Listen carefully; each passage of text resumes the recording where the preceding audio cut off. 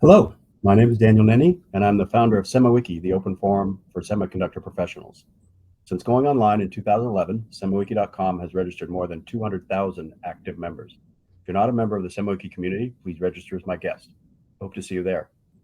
Today's webinar is titled An Ideal Neural Processing Engine for Always Sensing Deployments.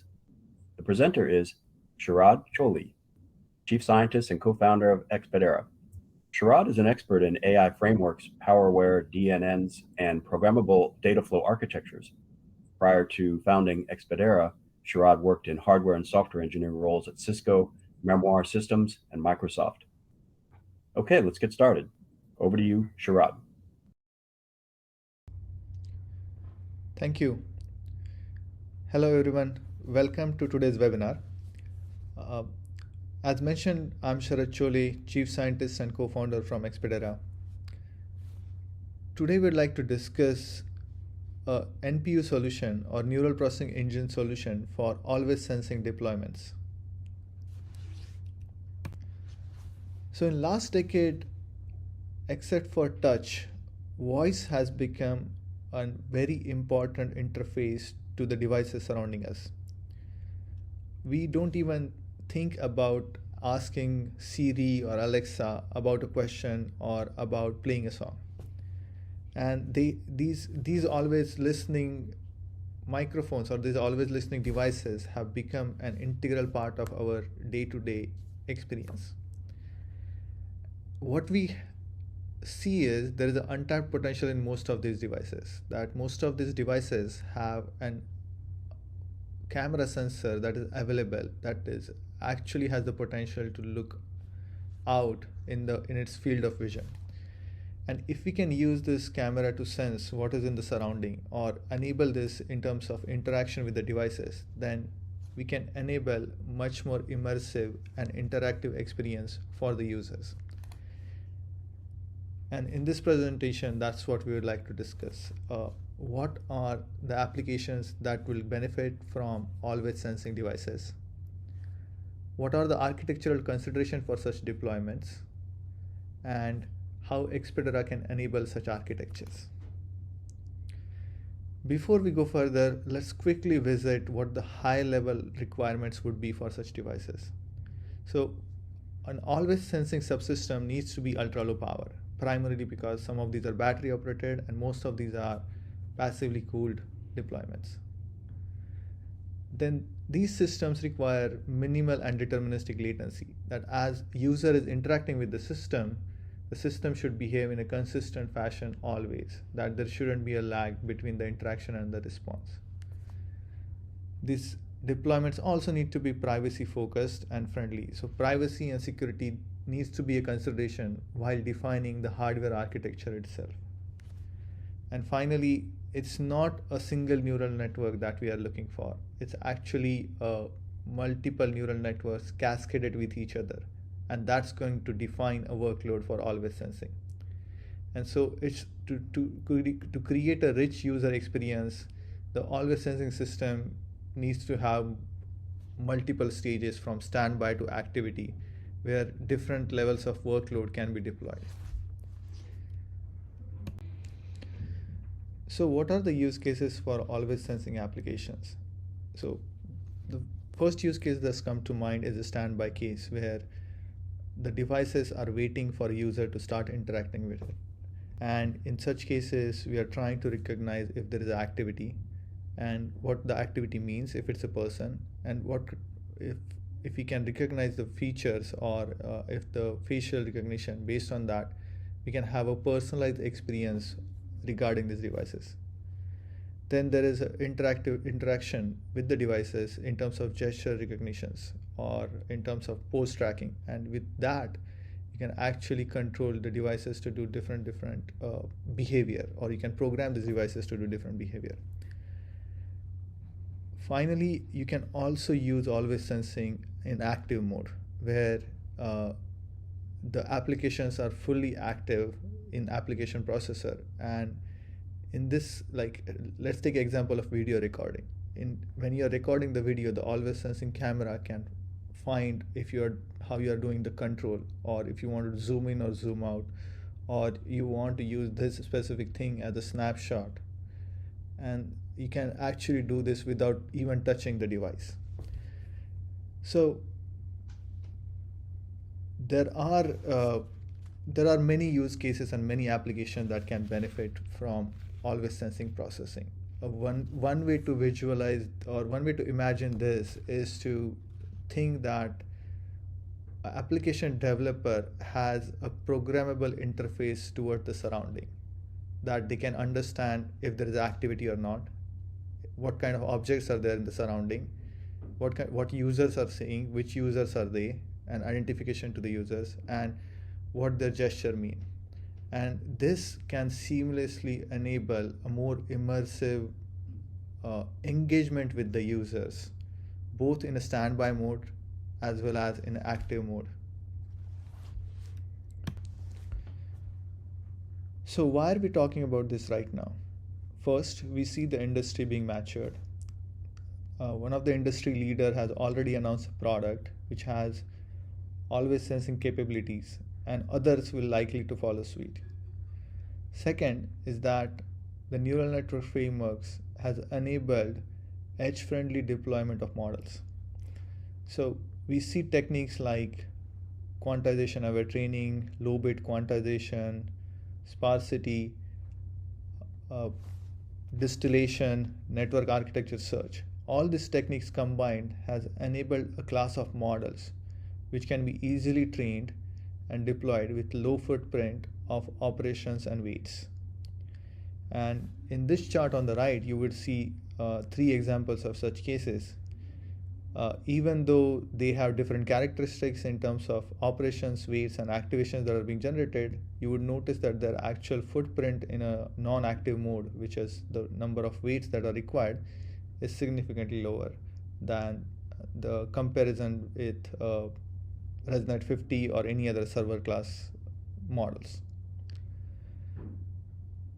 So why do we need NPU for always sensing? And this is one of the question that comes up. The reason we need NPU is because even though these models are small, they still account for billions of operations.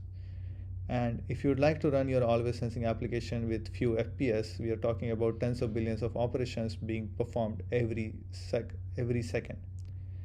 And to be able to do this in low area as well as low power, you need an NPU. The question we have is, can we do this right now? Or why can't we do this right now? So let's take an example of a standard application processor. It'll have its own ISP, it'll have a control CPU, it'll have an NPU, and it'll have a GPU or DSP, and all of them will have access to the external memory. And in this case, you can actually run the always sensing applications, but that's not this system is designed for. The system is pretty much designed for handling high throughput processing, for example, 4K video recording, or handling high performance processing of like CPU or gaming or any other like intensive applications. So the entire application pipeline that is designed in the application processor is tailored towards supporting high throughput applications and high performance applications. That means that this application processor that we see off the shelf is not really optimized for our use case. There is always going to be higher power consumptions because the bandwidths as well as the total area that needs to be kept active is going to be large. So the power island or the maintenance of the power island that needs to be kept active for always sensing application is going to be very large on application processor. The second thing is the privacy and security concern. So I'm not really a privacy or data security expert, but what as an architect or hardware architect, what we would like to do, or I would like to do, is to make sure that the data exposure or the data attack surface is minimized. And that's not necessarily true for general application processor. The data that is being generated needs to go to DDR and then come back again to the next pipeline stage. So the data exposure for the big NPU is over big NPU, CPU, and the entire DDR space. And this will make the application harder and harder to control the privacy breach or security breaches. The third part is the latency. If the application processor is in a passive mode, then yes, there is a guarantee of latency that can be, there is SLA that can be provided with 99% guarantees. But as soon as the application processor start moving from standby to active mode, these latency guarantees are not true anymore, because now the always sensing applications are contending for resources with other part of the SoC, and this requires contention for CPU or contention for bandwidth. So what we need actually is a little NPU, and this little NPU can be designed so that it is extremely small. So compared to the big NPU, it is 8 times smaller. But what is important is, because of this, the subsystem size that is required for enabling this little NPU can even be smaller. So for always sensing application, only this specific subsystem needs to be turned on, which means the overall power requirement for the passive use case for application is going to be very, very small. We're talking about tens of milliwatts. And finally, using Expedera's technology, we can guarantee latency determinism as well as minimizing the data exposure. By giving the latency determinism, by making the little NPU isolated, we can actually guarantee at certain frequency what would be the latency for certain workload or certain class of model deployments. And this allows a programmatical control over how the workload can change and what frequency the workload needs to be enabled.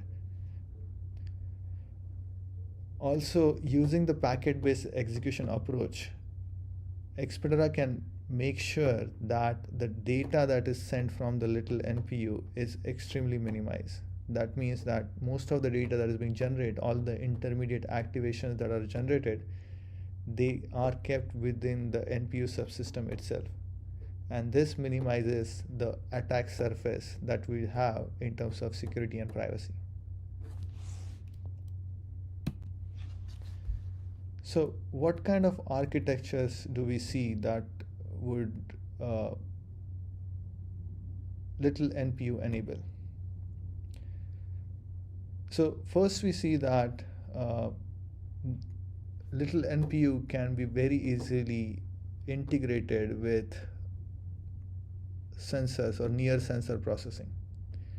So as little NPU requires very small amount of area as well as very small weight storage and no activation buffer management, this little NPU can be packaged together with the sensors, allowing sensors themselves to be able to do always sensing processing, and which means the application processor is not even triggered or woken up unless it is need to.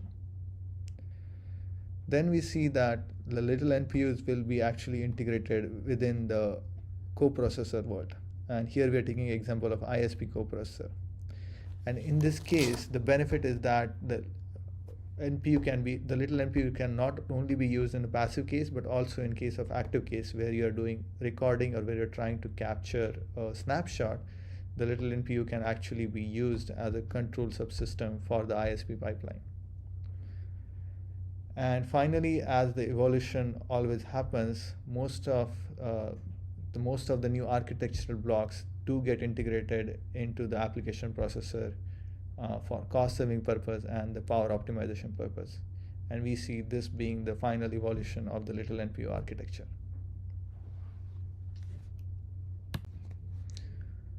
In the next few slides, we would like to talk about how Expedera's architecture enables these always sensing use cases.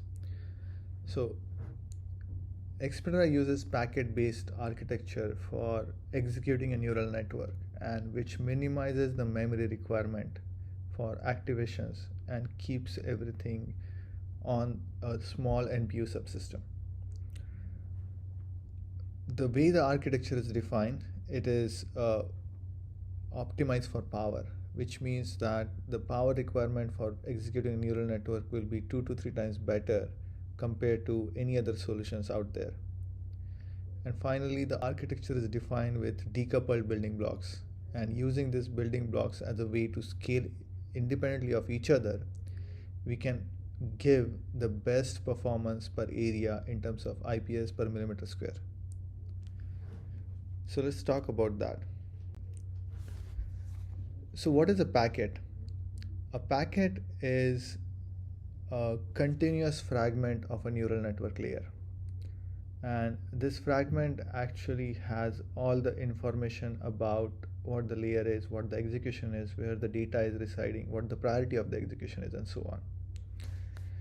So in the diagram on the right, you would see an example neural network. The tensors here are represented in 3-dimensional shape, but they can be any dimensional, like you can have 2-dimensional or n-dimensional tensor. And the next stage is actually taking these tensors and or layers and breaking them down into smaller fragments. And these breaking can be done on any dimensions, or it can be done on multiple dimensions. Just to give you an example, you can think of a Rubik's Cube. And a Rubik's Cube is a 3 by 3 by 3 cube, and each subcube of the 3 by 3 by 3, which has a total 27 subcubes, each subcube you can think of it as a packet. If the entire Rubik's Cube as a tensor, then each subcube is a packet. And now what we can do is we can actually take these packets and then sequence them in a most optimal way. And this is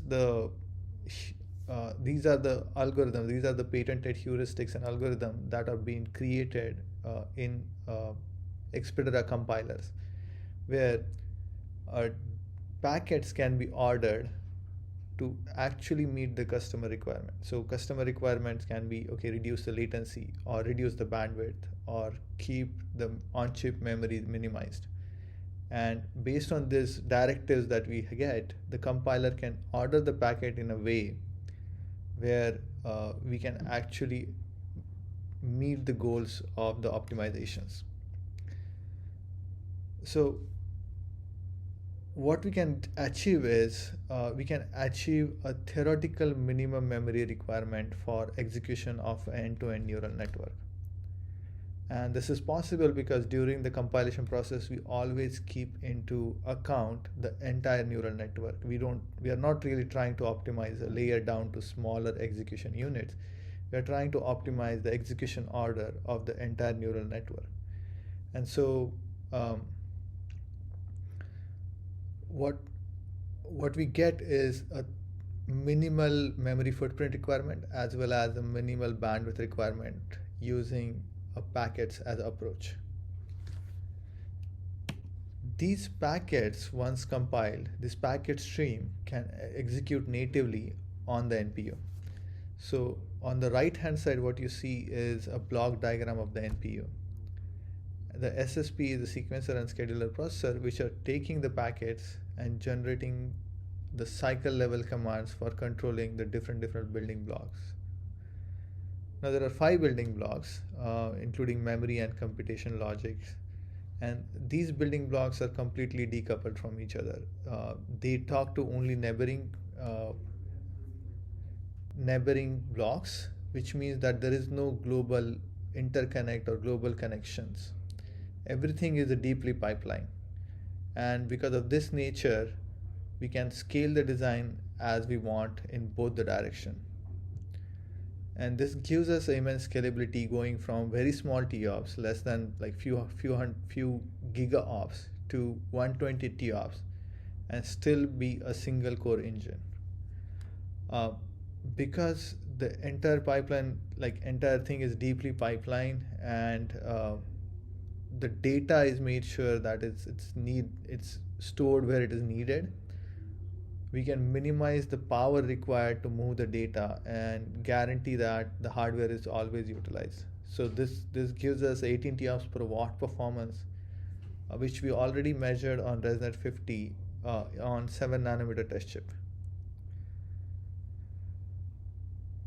Because these different blocks are decoupled, they can be configured independently. So for example, we can have a Int16 support or floating point large support in a VSP logic, but still keep the MMP logic as Int8 support, and or we can change the memories and make sure that none of the other blocks are impacted. And this gives a complete configurability to customer to reduce the area as much as needed and only to put in the feature that is required for always sensing processing.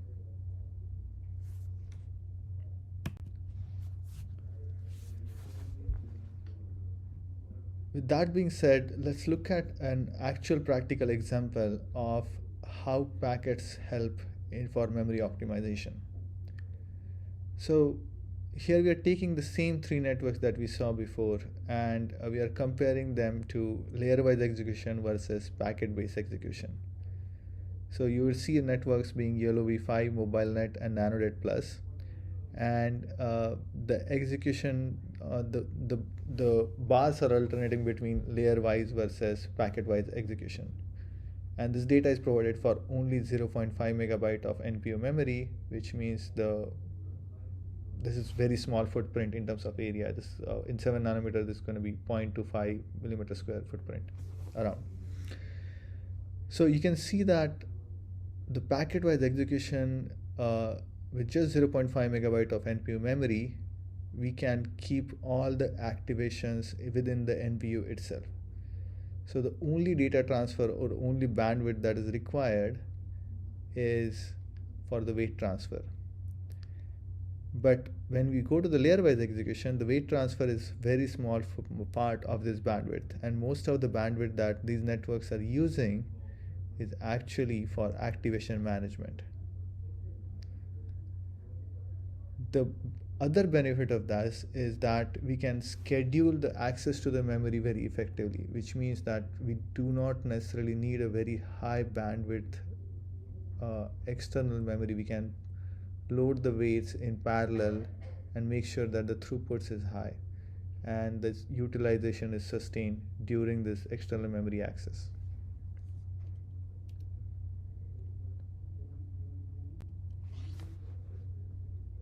Let me also go over some of the feedback from third party as well as our customers. So on the left hand side, what you can see is a third party report done by Linley and the comparison of different NPU IPs in terms of efficiency or energy efficiency. This comparison is done on ResNet 50 data in terms of IPS per watt, and you can clearly see that just for the NPU, Expedera is 3 times better than the industry leading NPU solution providers. If you start also considering a subsystem power, that considering how much subsystem bandwidth access is needed and it will be done for the entire neural network or like entire neural network execution, these numbers will look even further better for Expedera as the bandwidth is very minimal for Expedera NPU. On the right hand side, we see a customer testimonial where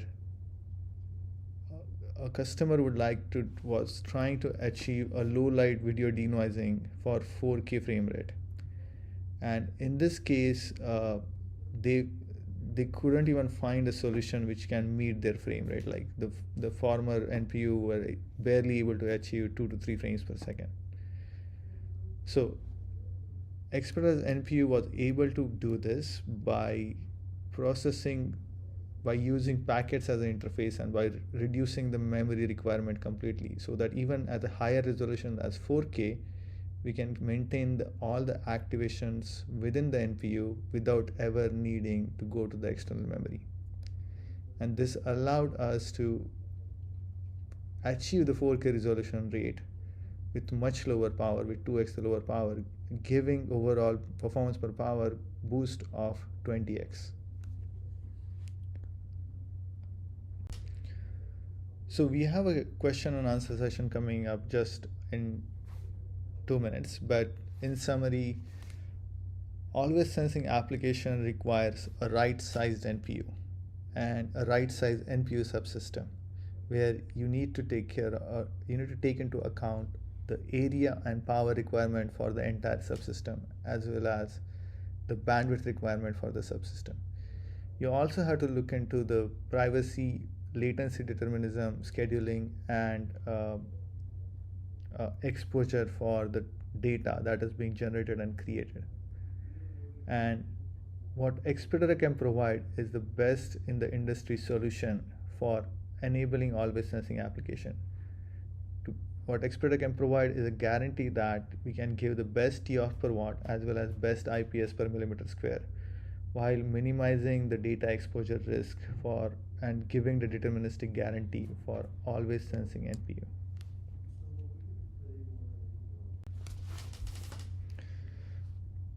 For those who are not familiar with Expedera, Expedera is a silicon IP provider for NPU or neural processing unit, primarily focusing on high performance deterministic inference at the edge. We were founded in 2018 in the heart of Silicon Valley, and currently we have 4 R&D centers and numerous patents. Till now, we have shipped 10 million devices, more than 10 million devices now, which are already deployed in the field with Expedera NPU. And the total compute capacity for combined would be around 200 exaops. We'll be opening to Q&A session now, but if we don't get back to your question in this session, we'll actually get back to you after this privately. Thank you.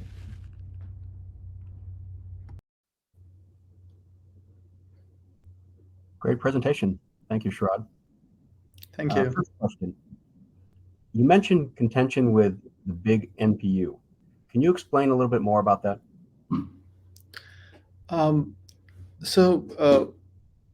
When we are actually looking at always sensing use cases, we have to differentiate between a passive use case and an active use case. So in a passive use case, it's only the always sensing that is on, and device is not really active. But in an active use case, we will have different applications running in parallel with always sensing processing. And in this case, for example, if you are doing some sort of ISP processing or object detection on the big NPU, the big NPU will actually have applications running in parallel to always sensing. So if we just use the big NPU, that means that we are asking for the time slice or the resource sharing. And then the big NPU has to be designed to handle multiple jobs while giving the latency guarantees for always sensing. And this means there is a contention for processing, as well as the CPU orchestrations, as well as external bandwidth and the system bandwidth access. And this overall contentions makes it harder for any always sensing application developer to provide or to design a workload with a determinism in the mind. Got it. How does your architecture minimize memory usage? Can you go into a little bit more detail about that?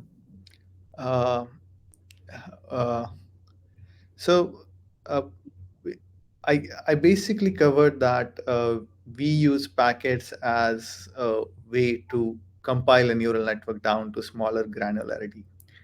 And what packets allows us to do is instead of storing the entire tensor, we only need to store the part of the tensor which is required for the next packet's processing. So what it means is that the amount of memory required to process the next packet can be reduced to the smallest possible size.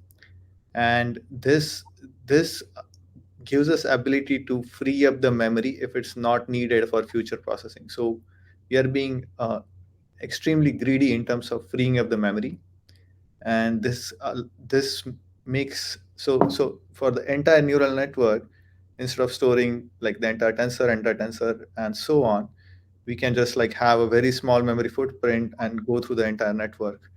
And by using the packets as a method of executing the neural network. And so one way to look at it is we are doing the free and malloc just in time. So we are allocating the memory just in time, freeing the memory just in time, and using packets as a modularity rather than using the entire layer as a model. Okay. So is this conceptual, or are you actually in development of always sensing with customers? Uh, so yeah, we are actually in the development, always sensing with multiple customers. Uh, Unfortunately, I cannot really disclose where exactly, but uh, most the application or the requirement that we see is more coming up in the market from handheld device spaces. So mostly these deployments are battery operated and yeah, handheld devices. So let's talk about privacy. How can you maintain privacy in always sensing systems? With the camera always being on, it seems like a big challenge. Yes. So again, I'm again repeating myself. I'm not a privacy expert, but what what uh, what is important is to make sure that when we are uh, always sensing, that we remove the ability of always recording. So there is no chance that someone can even uh, try to actually capture the frame or capture the intermediate data of the neural network processing or post-process data and record something, right? And to minimize that, what approach are we are taking as a hardware architect is to isolate the system well enough. And if we can isolate the system, then we are minimizing the exposure that is required for the data. So if you can guarantee that the data never goes to the external memory, then that guarantees that that data does not get accessed by any other subsystems outside that has access to the external memory. And so our objective has been to minimize the exposure surface or the attack surface for this kind of processing. And it's still a responsibility of uh, the vendor or the our customer to guarantee at the application level that these processings are secure. We can enable it, but we cannot really guarantee it, and that guarantee actually has to be taken by our customers or by the yeah by our customers who are deploying always sensing NPUs. Yeah, that makes sense. One final question, Sharad. You proposed three options for adding a little NPU into a system. Yeah. Which do you see happening first? uh, oh, good question. So um, I mentioned three choices like near sensor processing and as a ISP coprocessor and integration with the application processor.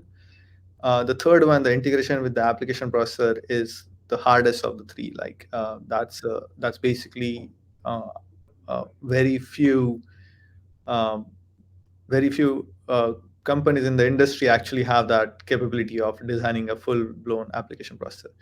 But we do see a lot more interest in near sensor processing and ISP coprocessor, like both simultaneously. Um, I think as a coprocessor, we will see more and more deployment because that way uh, the things are decoupled from both sensors as well as application processor, and it is a value add that can be easily uh, I, I'm trying to find a word. It's not really market, but the value add can be really conveyed to the consumers, Right. and that's where we see most of the interest coming from our customers. Great. Well, that concludes our webinar. Thank you, Sharad, for your time, and thank you, everybody, for participating. Thank you, Dan.